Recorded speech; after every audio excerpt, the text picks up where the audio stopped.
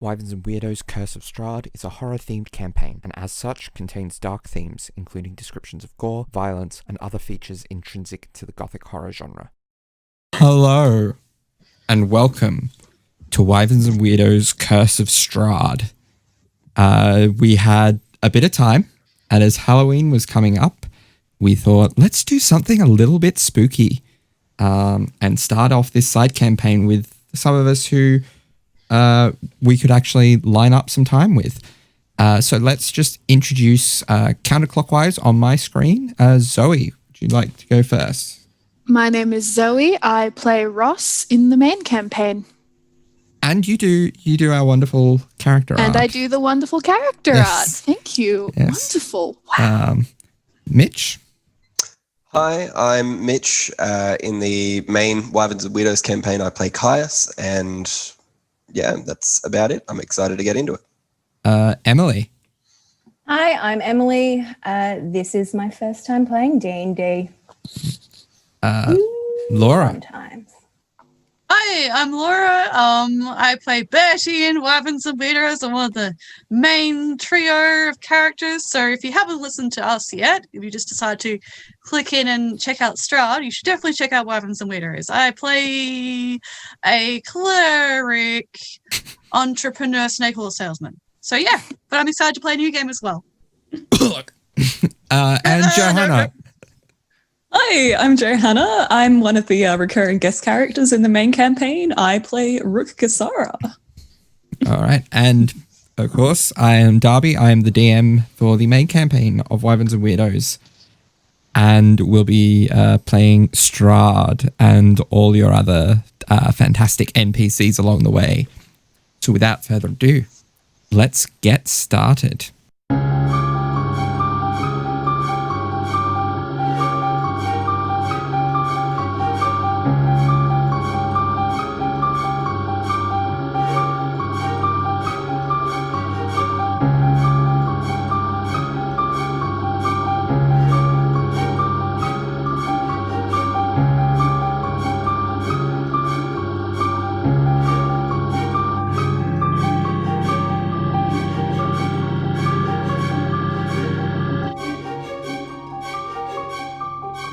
So, it is the year 3479, a normal day in the world of Fierlor.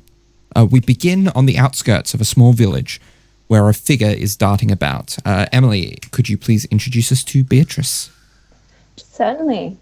So we see a small hooded figure with a beak just hanging around the outskirts of the small village, just watching people come and go until a man approaches. She darts out. They nod at each other. He hands over a little pouch.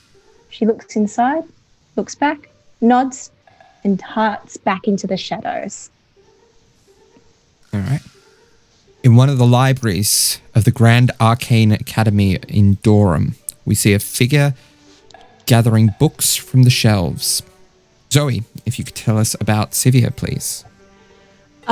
Walking through the library, you see a shortish human woman, big curly brown hair, dark skin, in a blue dress, and you can just see her little booted feet scurrying as she pushes a trolley in front of her. She has one ornate book clutched to her chest as she looks through all the shelves to pull out different volumes and put them on a stack quite meticulously on her trolley. She then wheels that trolley over to a big round table in the center of the library.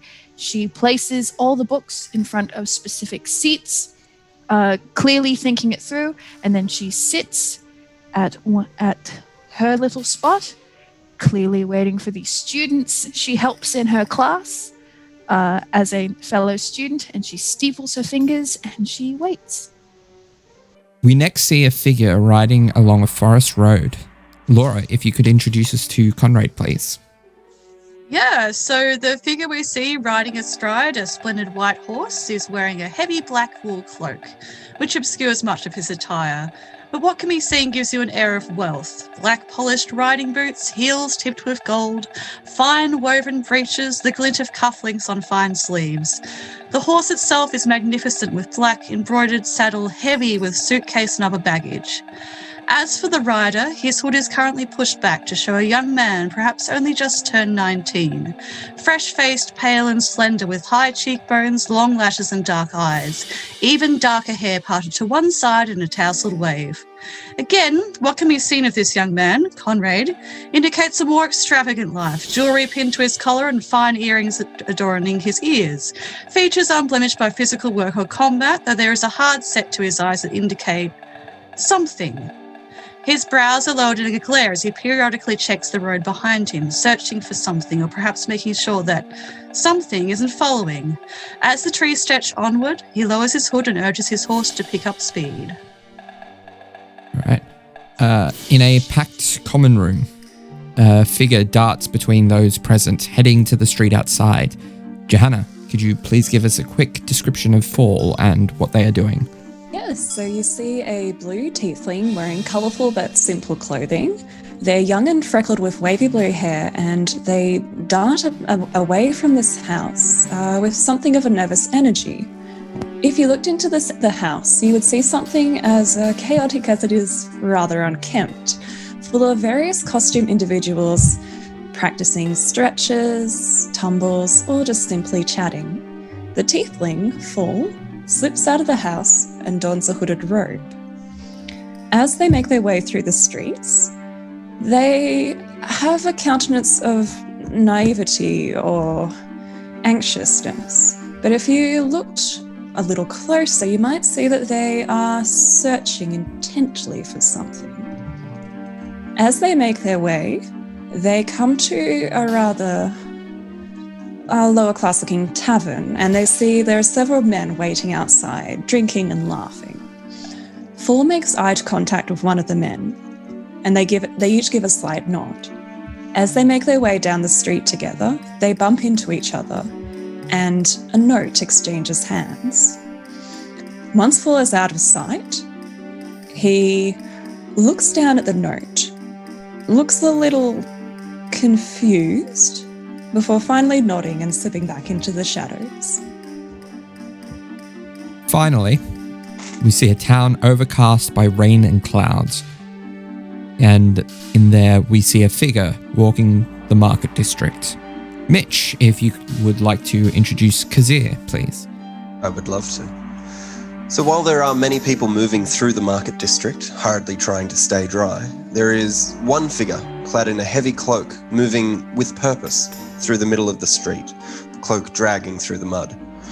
Whilst his features are mostly obscured by the large grey hood that he wears, any passerby who looks close enough will notice red, leathery skin underneath the hood and piercing yellow eyes that seem to dart about his surroundings.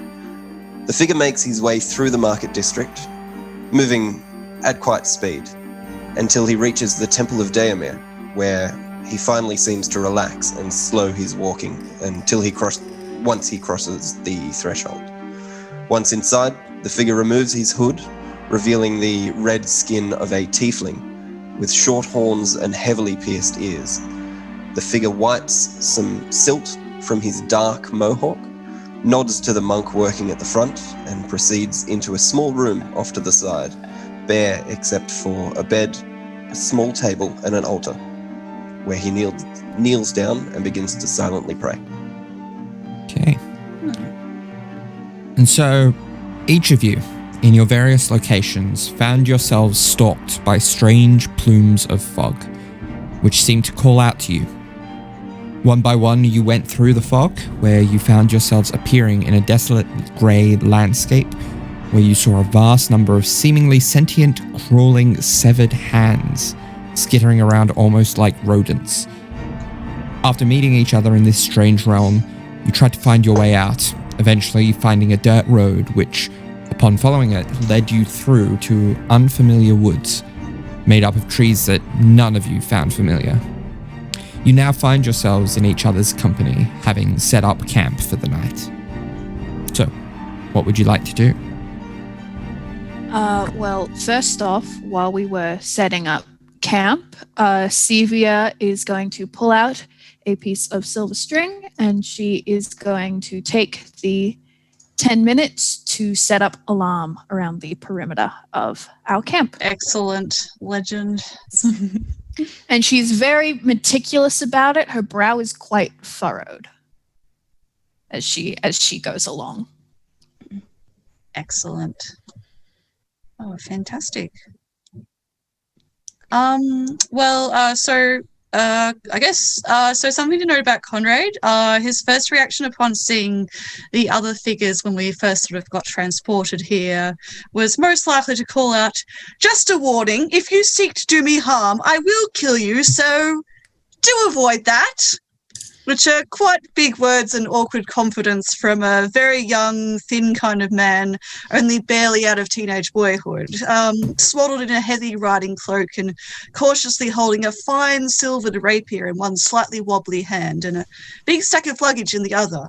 Unfortunately, the horse did not make the transportation, so kind of added to the whole appearance. And despite his youthful and haughty grandstanding, I suppose people that did meet him, well, with our current travelling party, would probably get the feeling that he has at least some skill with a blade, especially when he's handling it with both hands free, so to speak, which is what he's doing now. After someone else set the fire, I presume, he set himself up quite close to benefit from the warmth and is glaring with concentration as he works on cleaning the blade of his rapier, as well as a couple of daggers which weren't apparent until the moment he took them out from somewhere. He seems to be using kind of like a frilly handkerchief to be doing it, and still wears his heavy travelling cloak, sitting with possessions tied at his side, including a small book which lays open at his feet. Probably to the average observer, it's very clear now that his attire is worth a pretty penny, golden jewellery, inlaid polished buttons and other finery glinting in the firelight amidst finely woven fabrics, and while he's glaring at the task at hand, he still seems watchful. So that's what he's doing. Polishing. Okay. Well, Kazir is not really doing very much. He, if not setting the fire himself, he would have tried to have played a pivotal part in assisting of setting up the camp, making sure that it's free of any rocks or debris or everything, and, you know, gathering some sticks and everything. Not really talking very much for any of it, because he doesn't really have need for it.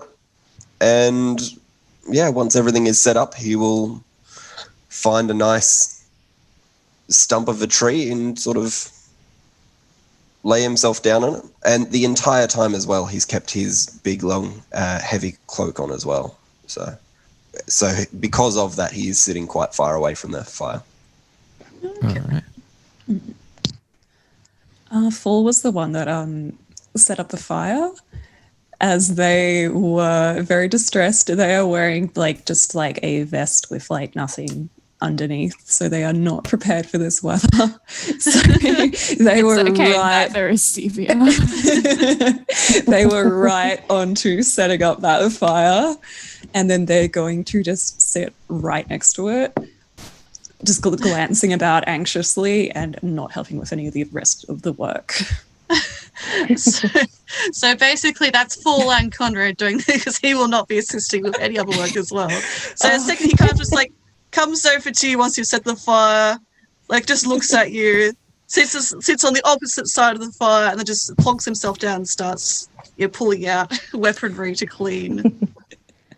Nice. He kind of occasionally while he's doing that, kind of looks up at you, just probably more as a way of going I'm watching you than anything else. But yeah. Well, Beatrice is currently ensconced in her cloak, having unrolled her bedroll, and is sitting also cleaning her daggers, but keeping a close watch on everything outside of the line of fire. Nice. Yeah, that makes sense. Yeah. We all sitting here quietly We all That's disturbing. Once Sevia has finished setting alarm, she's going to carefully wind up. I double checked D&D Beyond. It's meant to be wire. She's going to wind up her bit of silver wire. She's going to put it back in her little backpack. She's going to look around and then just kind of plonk her backpack like a respectable distance from like Kazir and just kind of, yep, that's good. And then she, 1, 2, 3, 4, is going to go talk to Fall. Right. Well, she's going to plonk down next to them and next to the fire, and she's going to kind of huddle herself up with her knees up, and she's going to go, didn't dress for this weather either. Sure didn't. This wasn't my plan for the evening at all. What were you doing when you found the fog? I was heading back home. Back to the troop. That's right. You said you were an acrobat. Yes, an acrobat. It's a bit of a recent thing, but I really enjoy it. Not that I'm very good at it. Oh, well, practice makes perfect. Oh, yes, that's true. Yeah. I was at the library, so definitely wasn't prepared. Didn't even have a jacket. What were you doing in a library? Oh, I study at the Grand College of the Arcane. I was tutoring a couple of other students who were falling behind in history. I can relate to your students. Not my favorite subject. Not mine either, but I just put my nose to it and work. Also, my dad taught me when I was little, so I get it. I'm good at learning. Oh, nice. I'm envious. And I'm sorry if that sounded like I'm not good people. No, Yes. That's fine. I think, talent and being perfect at everything, it's all overrated, isn't it? But, player note, I've just remembered I have an accent for this. So just pretend Sevia's had her accent. Accents are a work in progress. Yeah. Apologies, listeners. You're about to hear Sevia's real voice. But no, yes. So how did you become an acrobat? Must be fascinating and colorful, judging by the outfit. It certainly is. I'm only part of just a poor little troop. It was, I've always been good at physically active stuff, so it was something to make a living for. I quite like it. Entertaining. That's good. Yes. Good. Oh, wonderful. Yes. It's fun. Anyway, so about this situation, I'm sorry, I can't quite get over what's happening right now. I really want to know why. So, are you certain you've never met me before? I have a suspicion that this is some sort of test. Oh, You weren't commanded to do this. I haven't met a lot of. No, I was. If I'm being fully honest here, I mostly jumped into the fog because someone told me not to. So, this is, I think you would say, the exact opposite of a command. That's a little reassuring. I can relate to that. Yes, Good. Well, youngest girl in your year, sometimes people make comments. Anyway, that's not what this is about. Yes, who would command people to come with you to a strange place full of crawling hands and little creatures trying to choke people? Well, my life has always been full of tests and adventures, so springing something like this on me isn't too out of the ordinary, although I really don't like it, and I'd like an explanation. Yes. No. I mean, as someone who, no one's put me through any of the trials of my life, but as someone who has faced them, wouldn't imagine it would be something you'd willingly go into. No, I would much rather just do my own thing. Thank you. So Yes. as soon as I can get out of here, I will be very happy. Yes, I would also very much like to leave. I didn't even get to teach anyone today.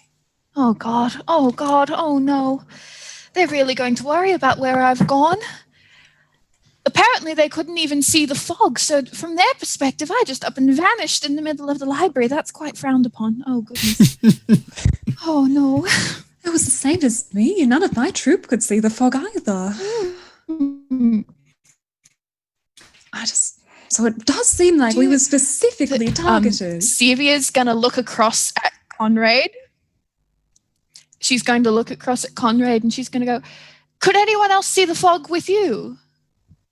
Well, that's, he has been like, he's been like, when Sevia looks over, he tries to like suddenly look like he wasn't listening in. He's like, that's quite strange, personally. I was traveling on my own, apart from my horse, who is clearly not here, as evidenced by having to have walked across this bloody landscape for the past whoever knows how many hours, probably wearing through half the soles of my shoes here. But no, there was no one else around. I just assumed it was just a strange fog that was moving around, specifically. But, you know, that's what things are like sometimes in the forests of where I was traveling. So, yes, quite strange, to be honest. That's a lot of luggage and weaponry for one person. He kind of like just draws the stuff a little bit closer to him subconsciously. Like, well, yes, you know, when you're traveling, you need to have a lot of things with you. So that's normal, I suppose. I suppose for a university student like yourself, you'd just be lugging books around and things. But someone of my,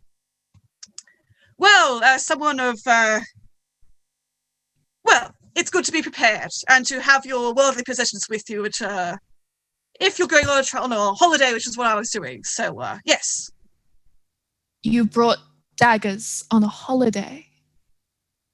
Of course. You don't? I haven't gone on a holiday in a while, but I don't remember doing so. Okay, well, you must... Well, you certainly don't come where I come from, then. But you know, daggers, quite. You don't even have any weaponry on you at all at the moment, apart from that strange little gemstone necklace thing that shot out a bit of magic, though, something or other. She kind of puts her hand over it, and she's like, "Well, when you're studying what I'm studying, it's often all you need. But I do have a quarterstaff with my bag in case things get incredibly sticky. But no, in my case, I don't need shiny weapons. I just need me." Well, that's reassuring to know that you have your wits about you, as they say. Yes, well... excellent. And you, he kind of like checks the book the little book that he had. Fall. What sort of weaponry do you have on you? I also have a quarterstaff. I do tend to carry it everywhere, although I don't know if that's adequate for holidays and such. I suppose walking sticks are appropriate. You're both in good supply, then, the two of you, with your sticks, as it were, or quarterstaffs. Yes, well, very impressive. Good to know. Would any of that luggage happen to contain other cloaks or jackets?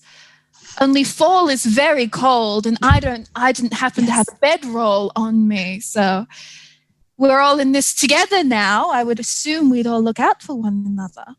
Well, we might all be in this together, but there is a certain hierarchy to be, upheld here, and these are my personal possessions. So, besides, you don't know what could be in there. So, yes.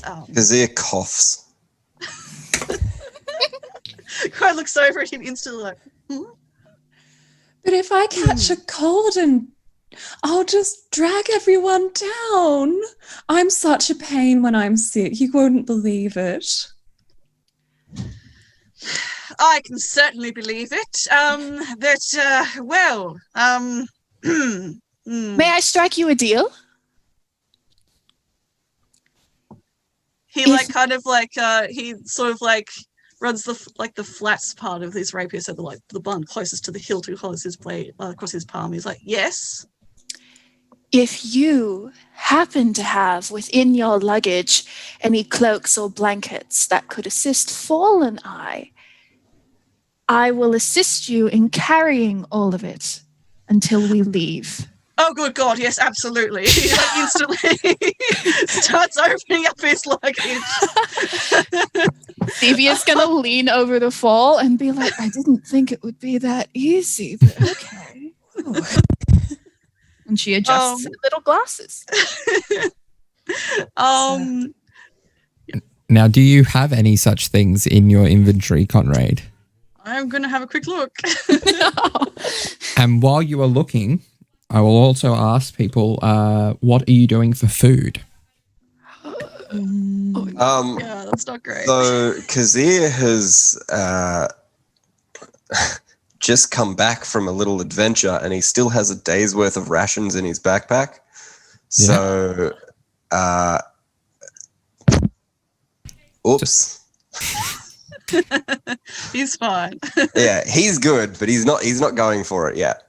Beatrice In the event that it comes up in conversation, it will, Beatrice also has a day's worth of rations in her backpack. Perfect. Sevia doesn't have rations, but she does have a bag of sand. So She's prepared. Wonderful.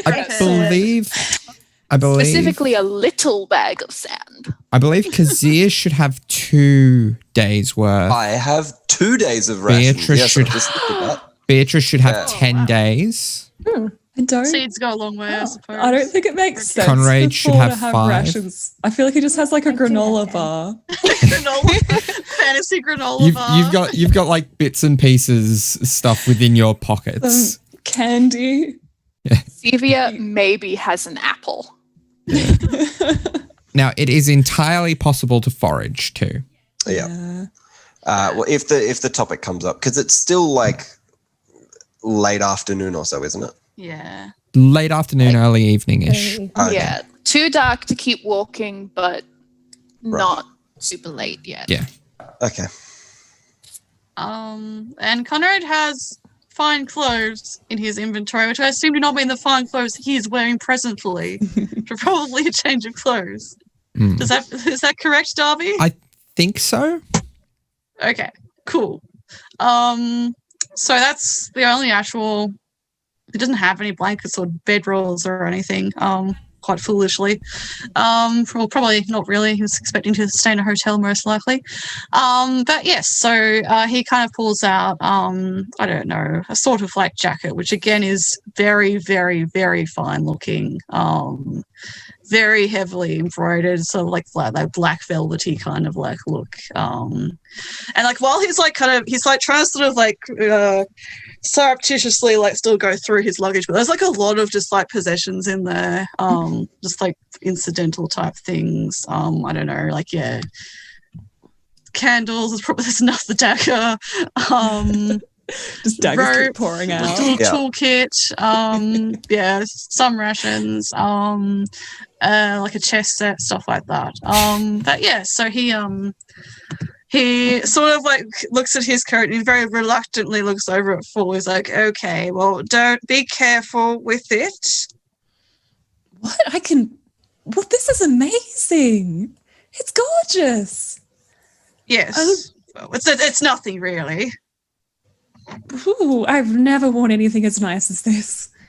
Thank you. He just looks full up and down like, yeah, that checks out. That's fine. Well, it's alone, and if the two of you assist in carrying things, or at least one of you does, then I'm happy to lend it out for now, shall we say? Your kindness is appreciated, Conrad. Why, thank you. I'm glad it's appreciated. That's means so much. Thank you. And even better, it will cease the chattering of your teeth over there, and we can all be in good cheer and warmth in this fire in this strange hellhole we found ourselves in. Quite. All right. He kind of his gestures sort of grandly when he says that. When Stevie's quiet, he's kind of throws his hand down and then kind of jauntily readjusts his shoulders and then pulls out his rope again and goes back to carefully cleaning it, because he did have a bit of a scuffle, I think, when we first arrived. So there's probably no blood left on it, but he's distraction now. So yeah. Nice. Fool will bundle himself in the clothes and just look really excited about how good they look. And then they are going to go over to Kazir. So, Kazir, wasn't it? Yeah. You mentioned you're of the holy sort. Yeah. That's me. Oh, I mean, I'm a cleric, but, trying to make my way. I'm no holier than any other man. Does your godly wisdom grant you any knowledge about this situation? Well, no. I'll be honest. I ain't got no idea where we are, what we're doing here, how long we gonna be here. But it's my understanding that, everything happens for a reason. If we're here, I mean, you saw it. No one else saw that fog. Why you? Yeah. Why me? Why any of us? We were obviously chosen for a reason, so I think it's up to us to prove ourselves in whatever way we can. Yay! I love that. I love being chosen by some ominous force. Love tests. So good at them. Cool. Well, you'll have no problem with it then.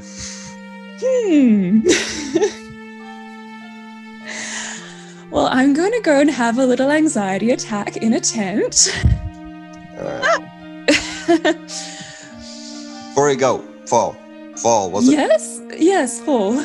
Just anything that happens, just take a couple of deep breaths, take it one thing at a time. Okay. You'll be right. I'll get through try this. my best. Great, all right. And then Schedule Kazir panic attack. leans his head back up against the tray. I head into a tent, probably one that someone else set up, so it's probably someone else's tent. Does anyone have a tent? Kazir is not setting up a tent. Or do we just have lean-tos, or do we have bed rolls? That's a good point. I've got a bedroll. I do not. I've got a Actually, bedroll. why would I have a bedroll? I do not have a bedroll. Donate it to me. Come on. Yeah. We're so prepared. Yeah. Oh wow, we're gonna last a real long time here. Yeah, I don't think anyone has a tent. I have a blanket. I'm pretty sure I don't. I don't have anything. I didn't even get Yeah. a jacket out of my Conrad deal. I Yeah, true, you didn't. No. I would Not a say great deal for Sebia. I would say Beatrice, being a ranger, would be capable of making a couple of lean-tos. Just leave the tiny 4'9" bird lady to make everything for us. Hopefully it doesn't rain. After Four's calmed down, Four will assist with that. Yeah. He's got some experience with that. All right. Oh, cool. Sevia is just going to be like sitting across from the fire, just like pretending she's not looking at Conrad, but like just begrudgingly. She's not going to talk first, but she's just going to kind of sit there. And if it becomes clear that he's not going to talk to her, she's eventually going to just kind of smack her hands on the ground and she's going to go, right, well, I think we should do something about food. Yes, food. Well, that would be ideal, yes. Haven't really seen any kind of passable game around here apart from crawling severed hands, apparently. So, not great, personally, in my opinion. No, but we are in a forest. That means there should be, at the very least, non-poisonous berries, potentially other kinds of foods we could eat. I know some of you are probably more prepared and maybe have rations, but I think since we don't know how long we intend to be here, we should maybe try and find our own food first. So, and she's going to call out to everyone, if anyone would like to help me forage, I'm going to go for a walk in the woods. And then she's going to stand up and put her hands on her hip and wait. Kazir will sort of cock his head at this entire interaction, sort of bemused at it, and then after a beat will stand up and start to slowly stroll over to Sevia. Good! Yes! Wonderful! So I kind of imagine that space of time, Conrad's gone, oh God, this food isn't going to last too long, we might have to be here for a while. And he's kind of like stands up uncomfortably the second that Kazir like walks over, he's like, oh, well, someone else is gonna. Oh, he just kind of stands there awkwardly with like his fingers sort of like one hand kind of holding his rapier awkwardly at his side, and him like trying to like stand there casually. Yes, well, it would be good to gather some kind of food. Yes, before we all die of starvation, probably in the next 10 seconds. Oh, it's already gone now. Yes, well. Lasted that long, so that's a bonus. Ha ha, says Sevia. Very. He's got a point. I can feel the hunger pangs coming already. Oh my God. Beatrice finishes making a little lean-to with Fall and walks over and grabs her longbow off of her bedroll and then walks to stand next to Sevia. Okay. Right. Yes, good. Maybe if we do find any game we find, I'm sure yes. Thank you. Yes, good. Yes. All right. So should we all go to stick together? Well, I mean, I think probably a couple of us will be enough. But, I mean, we can all go if we really want to. We can leave all our stuff here and go and search for a couple of berries. That'll be perfect. I'm sure that's a great idea. It's better to have two people stay. Yes, I agree with the bird woman. Yes. The bird woman. Yes? Yes? Yeah. Yes, okay, good. I agree with her. We should at least have a couple of people to make sure that the fire doesn't, for one, catch fire to the entire forest, and two, that all of our wonderful, lovely possessions do not get absconded with, or at the very least mine do not get stolen. So, well, yes, I mean, good point. I set up a perimeter, so we would know if someone came into our camp, but yes, it is good to leave someone here so they don't then take all our things and leave again. So are you two staying? And she looks at Conrad and Fall. Sure. I suppose if you think that your hunting prowesses and your vegetation gathering prowesses will suffice, then I suppose that will be good. And if you bring back anything that's poisonous, I can probably pick that out. So that should be fine. Yes, excellent. Hopefully the game and vegetation that is to be found here is actually a little bit more natural than the crawling hands again. But I suppose Yes, if you expect me to eat a hand, Oh, God, no. God's above, never.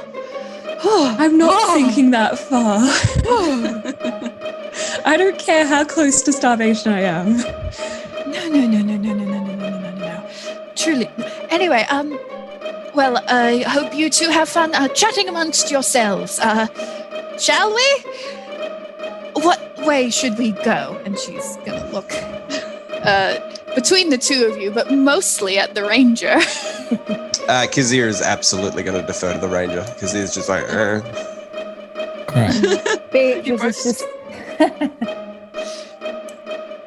Beatrice is just going to start walking towards the north, stop and gesture for the other two to follow. All right. So, do so. the way that foraging works is that because there's the three of you, either you can all roll a survival check, or you can nominate one person to have advantage and then one other person can make a standard roll. I'm happy to make a standard roll if we want to give Beatrice advantage. I think we should give Beatrice advantage. All I'm not right. sure Sevia is going to find anything. I don't know how good Sevia is at foraging, but... So, yeah. Yeah, nah. So, Kazir, roll me a standard survival check. Yeah, Beatrice, also roll me a survival check with advantage. So, roll 2 dice, take the higher result. Natural 20. Oh, yes. First roll, baby! So that's a total That's of incredible. 24. 24. Yeah, no, mine is bad. And 23. 23. Oh, dang. Nice. Ooh. All right. Yeah. We're So, finding like a full 3-course meal. Sevia's just looking through a shrub, period. I haven't seen these in my book. So, can I get both of you to roll a d6 and add your wisdom modifier? And then Beatrice, because you are in your favored terrain, double the result. Oh, nice. 14. That's right. 14. So Beatrice manages to find 14 pounds of food between like berries, nuts. That much food she probably managed to find like something like a small deer or a large hare or something. Nice. Okay. Sevia is following Beatrice around, holding her big skirt to hold all the berries, while I assume Beatrice carries the deer. Yeah. And it's wisdom modifier, isn't it? Yes. Cool. 5. 5. Beatrice is so Okay, so Kazir maybe gets like a smaller hare and a couple of berries and nuts. Pretty Like good. that's still 5 pounds of food. Like That's like decent. I come back and I'm like, pretty good. I'm feeding the party. And then Yeah. the other two are like, we're good. that's the thing. Like Kazir got enough to feed the party for a day, and then Beatrice managed to get enough to feed the party for almost 3. Oh, that's great. However, Oh, man. those are not rations, so they won't last forever. Yeah. Okay. But you have 19 pounds all up of foraged food. Excellent. Actually, yeah, we can't really like store that, so we're just gonna have like a I whole was dang just- deer. Well, I can Gotta purify eat it. foods. I'll need a day or so to prepare it. But Oh yeah. So that's gonna help to allow things to last longer. But I don't think that's a ritual, is it? no, so No. I'd need to So prepare it. it would cost you spell slots. Is my Yeah. point. Yeah. No, absolutely. Okay. So I'm assuming we come back, and I actually think maybe if Like, does Kazia come back first, or does maybe Sevia come back with like berries and nuts in her skirt, and then suddenly you two appear with meat, and it's like, aha, fuck you, Conrad. I mean, Kazir would definitely try and find the other two first, so Sevia and Beatrice. Okay. Purely because he's very happy with what he's found. He's not normally one to show off. And he's not showing off. He just wants to say, look what I did. I found this. I think it's good. I'm very proud of what I've done. Sevia's going to look and be like, that's fantastic. Beatrice, did you see? And I'm assuming Beatrice turns around with a full just deer slung over her back. This tiny bird. Yes. Good job. Did very well. That's great. All right. Sevia's going to lean into Kazir and go, I helped by holding things. Well, you're very good help, I'm sure. Wonderful. And then she's going to keep scurrying after you guys as we head back to camp. As we're walking back, I just want to put a question out to Sevia and Beatrice. So, you think Conrad and Fall are best buds yet, or? I'm not sure Conrad really does friends with people like us. Well, you know, I'm sure everyone can change, but might need a little extra work with this one. Might need a whole year or more. It's a hopeless case. Well, no one's hopeless. People say that about me, and, you know, because of the way I look, and I'm a cleric, so. Oh, but you look so shiny. Was that... Oh, that was weird. That was weird to say. I'm sorry. I don't think I've ever been called shiny before. I'll be honest. That's a new one. You're not wrong. He is shiny. Well, yeah, but often just because something is right doesn't mean you should say it to someone. So if you took offense to that, I apologize. And if you didn't, then, well, you're welcome. So and then she's going to stop talking.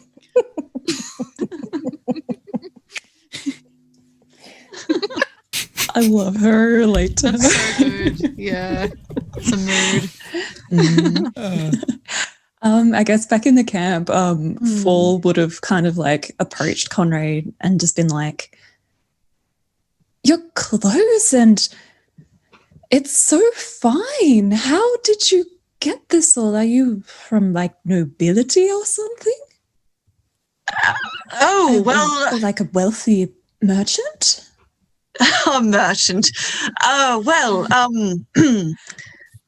Yes, you are correct. I do have noble heritage. The cloak itself, the coat itself is, what I would wear, once every Thursday or something like that. But so it's not that much, but it's what I could fit in what I could fit in the luggage. Which I was packing. I had to pack light, so yes. It's yes. You are correct. I do have noble heritage, and yes. That's amazing. And you can just like go off on holidays and such whenever you want. Well, of course. I mean, it's not like I work or anything like that. So, I mean, it's not all holidays. You do have many expectations to live up to, but well, that's why holidays are great. So yes, it's yes, I suppose. So you're a circus performer. You were telling the woman, yes? Pretty much, yes. That's a recent career choice of mine. I'm trying to get our troupe. I'm just the newest, lowest rung member, but we're trying to get into more of like a proper circus eventually. Oh, okay, interesting. I have I think I went to see a circus at one point when I was a boy. Might have been a cage fight, not quite sure. Yes, well that's quite admirable, I suppose. If that's your sort of thing, and it puts money on the table.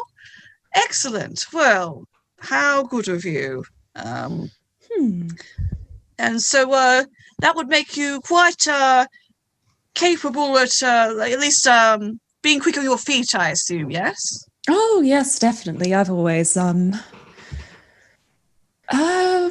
been trained in it since a young age in not exactly acrobatics, but it was easy to go into. I quite like it. Okay, interesting. That would work quite well with the quarterstaff situation you have going on. Oh yes, that's quite an easy weapon to use. Excellent, interesting. Well, hopefully it will serve all of us well. Should any further combat situations arise, and good. Indeed. Although, just a little question. If you're a noble that doesn't have to work, why do you have so many daggers? Well, that's more insurance, shall we say, when you have a family such as mine, and they have a certain kind of influence to, it's insurance. That's all I'll say on that one. Besides, I'm a very dangerous man, so it just shows that I'm not to be trifled with. Oh, well, no, I wouldn't trifle with you, and it was strange. Initially, people were a little threatened by me when we first met, but there's no need for that. I am very incompetent and not at all threatening, so... Oh, good, excellent. Don't use any daggers on me. Don't worry, I'm sure that if shall we say, if I can ensure that you will, if we can keep each other's best interests in mind, perhaps, shall we say, when it comes to, avoiding the whole killing thing, I think that would be quite wise. Yes, especially since you have the nice, I'm lending you my nice coat and everything. Yes. Yes, if I'm looking for an ally, shall we say, at some stage, can I count on you? Even though, as you say, you're not very competent or anything, but I'm really not. I don't know why you choose me over everyone else. Oh, well, it's a work in progress. And it's always good to have lackeys or, associates to rely on, shall we say.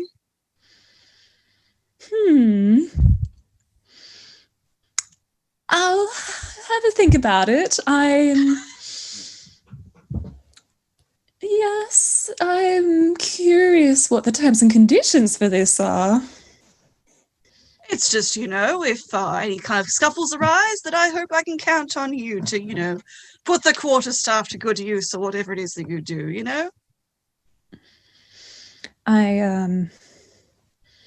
I suppose so, although if you ask me to kill anyone, that's not really my thing. Oh, don't worry. As you said, you did say you're not very competent, so I wouldn't leave that kind of thing to someone like you, But just think on it. Yes. No, I could consider an alliance. They have been gone for a while as well. Do you think they've probably been eaten by now or something? I don't suppose we'll ever see them again. Probably. Just at that moment, Sevia's gonna appear through the trees, like holding her skirt full of nuts and berries and the like, and she's gonna be like, "We're back, and we have plenty of food." Oh, welcome back. And then that's wonderful. And then she's going to step forward so Kazir and Beatrice can come through with their berries. How nice. Oh my goodness. I come through with like a small satchel of berries and a rabbit, and I'm like, and then I step to the side. And Beatrice just walks up beside the fire and drops the deer carcass on the ground. There we go. delicately moves to the side so that the blood of the carcass does not splatter over his boots. I'm pretty sure like rabbits, like you can't really eat them. Like they have no nutritional value, something like that. So it's like it's even. Probably little to no nutritional value. Yeah. You did your best. It's if rabbits are it's a thing of if rabbits are the only thing you eat. Yeah, you can't live on then it. But if you're, because there's something that they don't have that you lose out of So we got in a balanced digesting meal them. of those berries and deer as well. But if you have like berries or fruits or something to reintroduce that element, I'm not sure what it is, but I remember. Yeah, I just remember hearing that. Yeah. I remember it coming There's up a little on. rabbit fact for the listeners. Oh. Yes, if you eat. We know you want to eat if you- only rabbit, but don't. Yeah. If anything, Curse sustainable. of Strahd is an educational podcast. Oh, yeah. Yeah. Just gotta get it all out there. Yeah, I'm sure you guys are going to learn a lot of valuable lessons. Definitely. Yeah. All right, so Sevia is going to be like, didn't everyone do well on this little foraging session? Well, so who wants to help Beatrice and Kazir deal with their dead things, and who wants to help me shell all these nuts? I vote nuts. Wonderful. Well, good. Conrad, looks like you're helping the other two. Fall over here with me. And Sevia's going to go sit next to Fall, and Beatrice is just going to look at Conrad and then look at everyone else and then say, Beatrice need no help from little boy. Conrad looks relieved for a second, then like kind of like puffs himself like, excuse me. I do not have personal experience with skinning animals. That's what servants are for. But if I did, I would be good at it. So I'm not a boy, I'm a man. So there. He stamps his foot. And I'm just like stands there sulkily with his arms crossed. Glaring at the fire.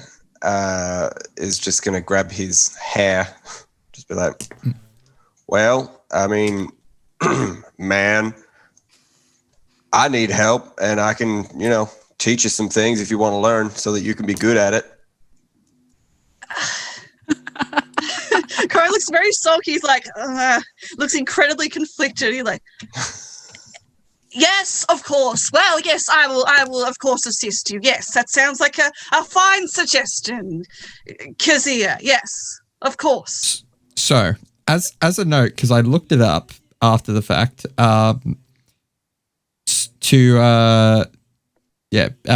for our users who actually use Imperial, I have discovered that I have vastly underestimated the amount of meat on a deer. So this is a particularly small, possibly quite starved deer. Please tell us because it's not like a baby deer. no, it's probably small more so because it's Because of the probably area. Yeah, it lives in Creepy Town. because apparently Scotland. a deer's realistic meat yield is about 58 pounds. Whew. Assuming that's a large amount. So Pounds. it's about 30 kilos. Oh, No, man. This is like Oh, one yeah, of that's those miniature Yeah. deer. Yeah. Yeah. It's a miniature deer. Yeah. gosh. So even cuter. Yeah. Maybe. So there's Yeah. probably about like of your 14 pounds, probably about 10 pounds of it is from this deer. So cute. I love Maybe that. like you couldn't carry it from the site, so you just sort of like chopped it up there Yeah. and brought over like Yeah. half of it. Yeah. You've got a leg or something or other and you're carrying that. yeah, Um, you're very small. Okay, yeah, you took like the best cuts that you could and left the rest to nature. Yeah. I'm also assuming that like Kazir at some point probably gave Sevia all the non-meat related things so she can Probably, organize yeah. them. Yeah, because not only are she in full like shelling anything that needs shelling, but they're probably also like organizing all the different like flora, that's the other one, all the flora into like categories and like amounts. Presentation, yeah. Yeah, like getting leaves off. Probably checking if any of them are poisonous, although I assume not, because you two got them and you got very good survival rolls. Yes. So Beatrice, you were dealing with the hare?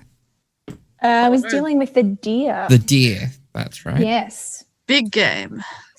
I was getting ready to sit down and skin it. Yes. All right. So that would be a survival check. Yep. would she get advantage? Is anyone helping? No. No. Because it's just I just meant because Specifically it's not. her terrain. yeah. 23. 23, yeah. So so yeah. Good roll. Like yeah, this is a well skunned deer. Oh, hate that word. Terrifying, Hated but that. congrats. Looking juicy. Yeah, it's like it's set up so it Succulent. actually looks like proper cuts of meat now. Silky flesh. Oh, wow. Nice. That's going to cook up real nice. Darby, would arranging the berries and nuts and various flora accoutrement count as survival or nature? You don't really need to roll a check for that. If you're trying to make it look, I wanted to see how well I Fancy. did. I mean, Do it you for could. funsies. Let's. I think Two. probably a performance check if you're trying to make it like arrange it in like a Look very nice? nice. This is my specialty. Yeah. Well, fall is helping me. Okay. Yeah. So Oh, it's whoever. not Yeah. Amazing, but So who's doing the bulk of it, or are you sharing the work? We're sharing it. Okay, so you can either both roll performance or one of you roll performance with advantage. ooh, So it's like if you're competing to have like better I did it. I got displays. a dirty 12 20. Nice. Oh, okay. Well, I got a 19. Okay. Wow. Yeah. We're So a you- good team. Yeah, so you both lay out quite nice looking arrangements of berries and nuts. Yeah. I'm assuming we also found things to put them on so they're not just in the dirt. Yeah. Yeah. Yeah, like Hopefully. bits of bark that like you were able to Big clean bits of off bark. and Yeah. It's artistic. It's artisanal. This is going to sound awful, but after I'm done, I start juggling some nuts. Stevie is going to be very fascinated by that. I'm and very immature. not at all Juggle comment these on nuts. the double entendre. Wow. My That's fair. God. Incredible. How Walk right into that one. Going? Yes. So So Kazir and Conrad. So Kazir is trying to teach Conrad how to skin a hare. And he is taking as many tips as he can from Beatrice because he's never done this before. that's incredible. It's like So he's just watching what Beatrice is doing and then hoping that it relates to a hare and is describing somehow sort of things. Okay. oh wow. I'm gonna say roll a survival check with disadvantage, I disadvantage? guess. So you're making To an describe incision it. here. Because of how you described it. Yeah, no, you make a cut just here below the Ugh. lateral appendectomy, and that's That sounds like a word. roll. That's an 18 at disadvantage. That's incredible. That's incredible. Sorry. Beatrice So is a really good example.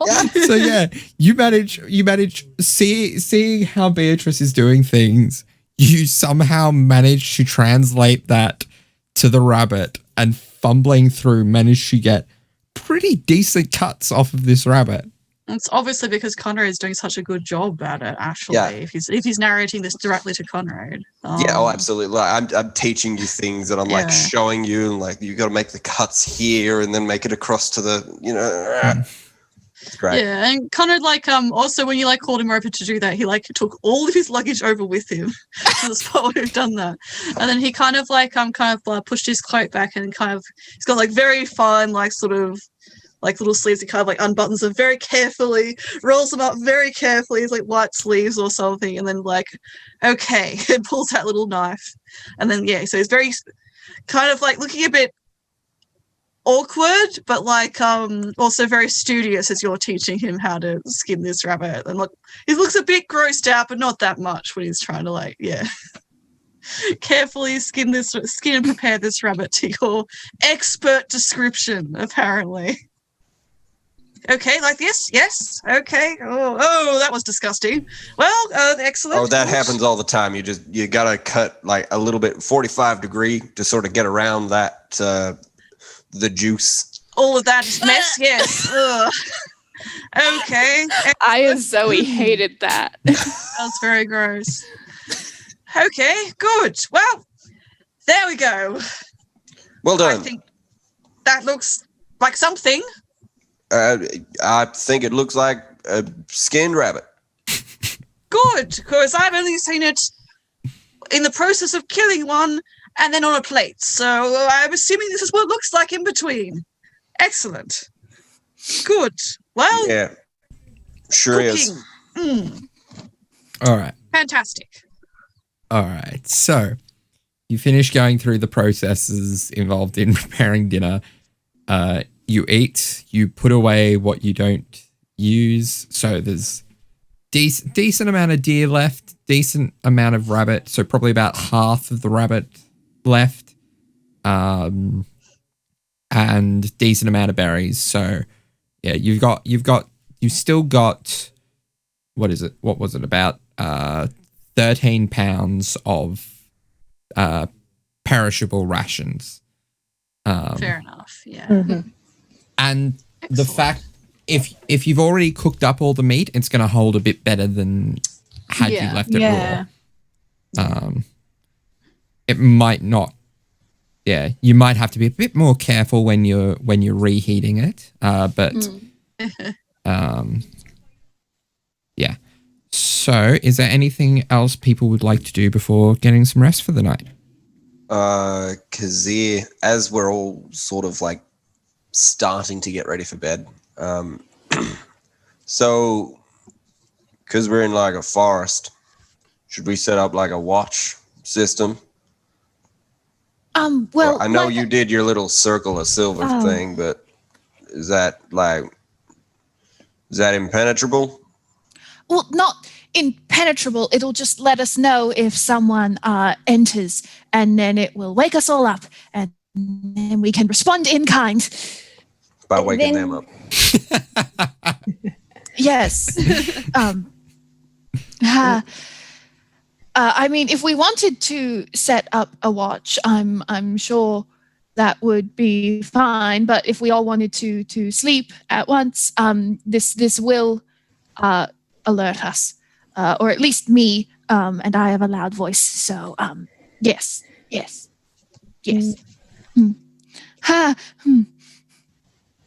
All right. Well,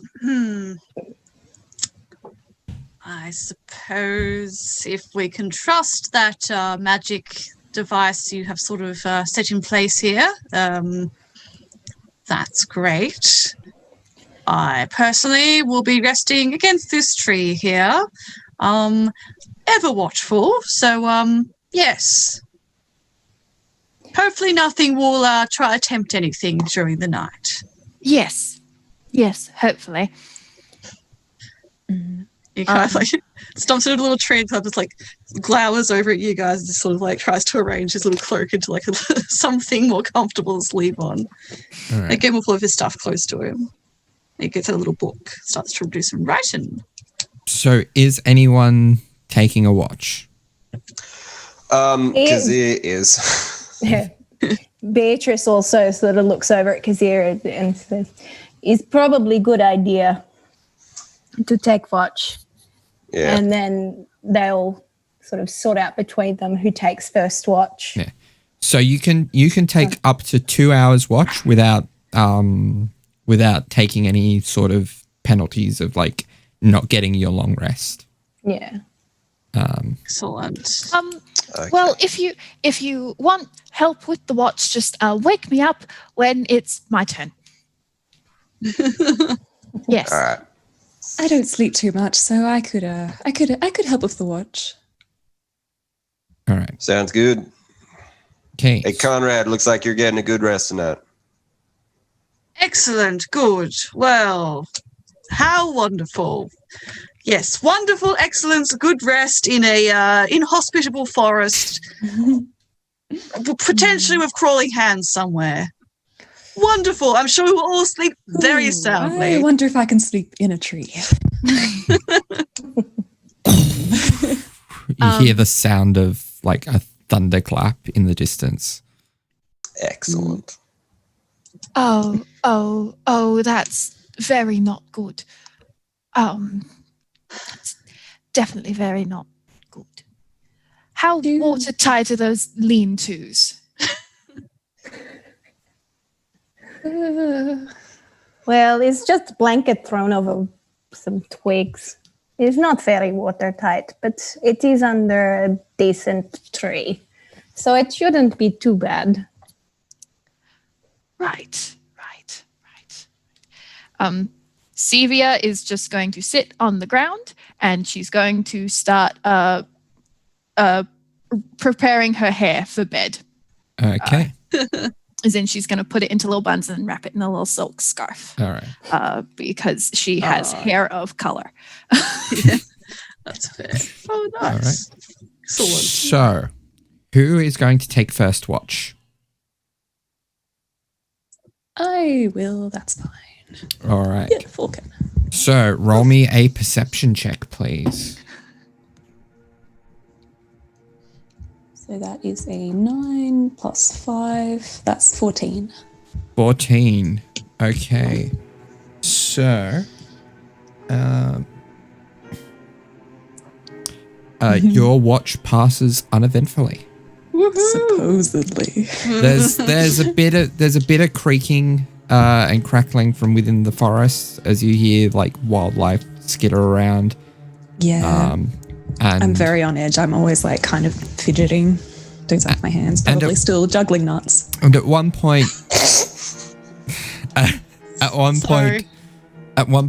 the sound of a wolf howl in the distance, but nowhere near close enough to be an immediate threat. Mm-hmm. All right. So who is next? Well, it depends who would full wake up. Please say Conrad. I'll wake up Beatrice. Okay. So Beatrice, roll me a perception check, please.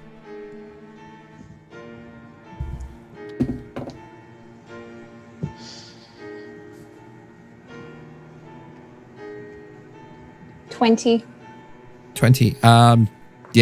Similarly, you hear the sounds of wildlife in the distance, one or two wolves howl, but no immediate threats.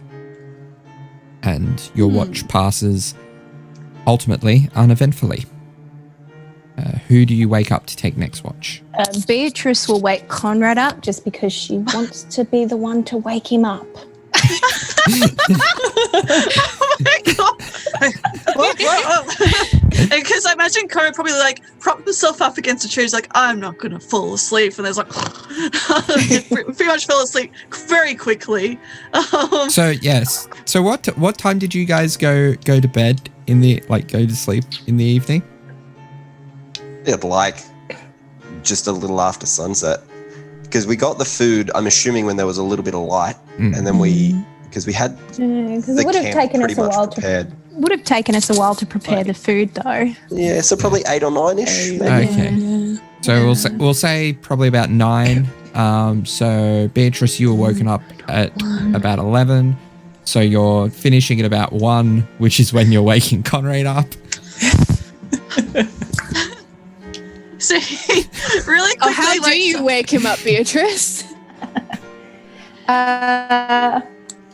Probably drop just like a little branch with some twigs just onto him.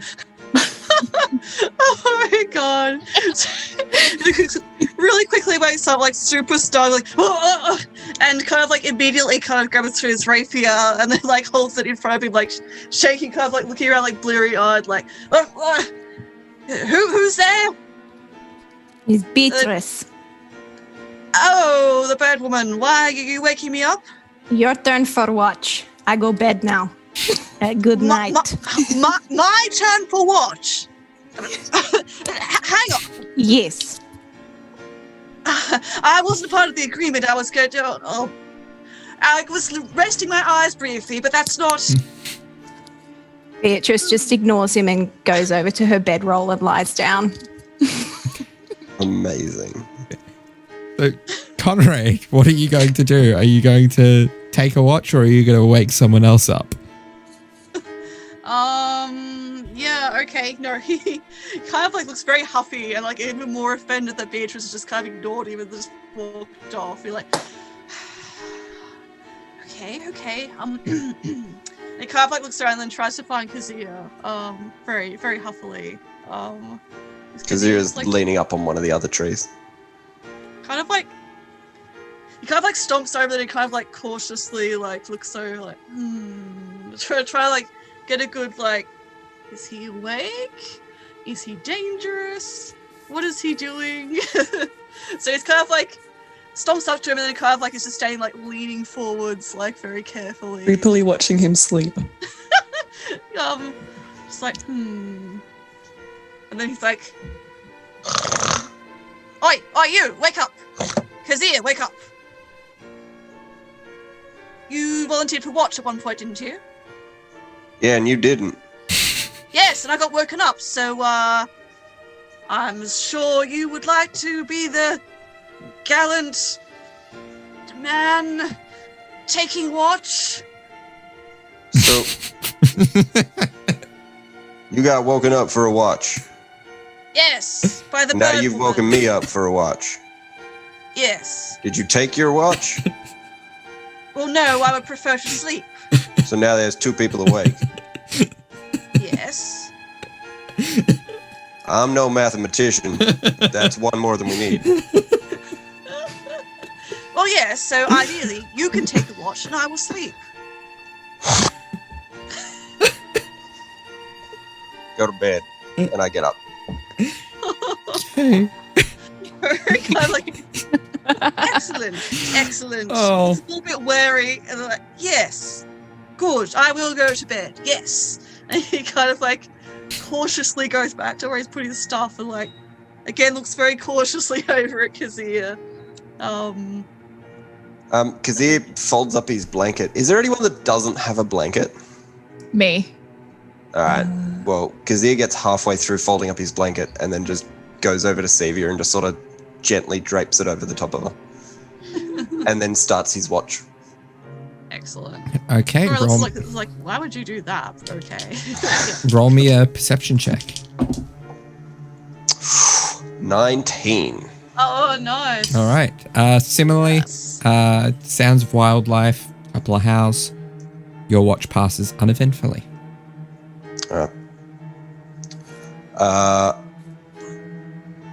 And then I go up to the person who I think is next, Sevia. Because we never really spoke about the order. Kazir is just sort of going to go up to the person who looks like they're the most comfortable and hasn't been woken up of the night.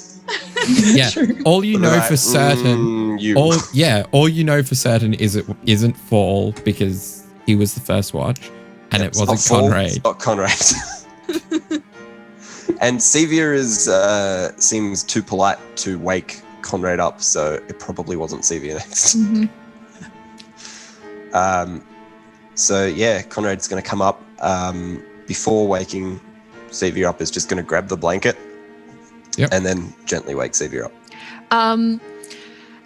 quite as soon as you remove the blanket, Sevia sat bolt upright Oh, with geez. her hands in front of her.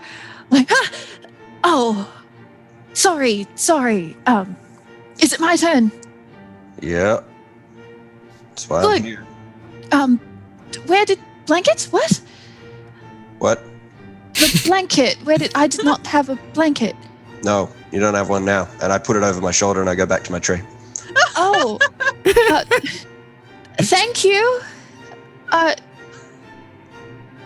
Well, and then she is going to set herself up for watch. All right. Roll me a perception check. Oh, please, dice. Please do well for me. Don't mess this up for us. Roll up the team. Oh, no. What did you roll? It's a perception Yeah. with my modifier. That's a 3, fam. Oh no! So I can color it up again. So, you,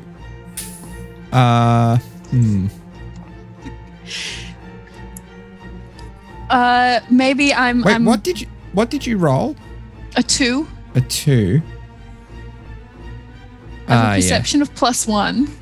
Yep. Yes, you do. Darby sounds so happy right now.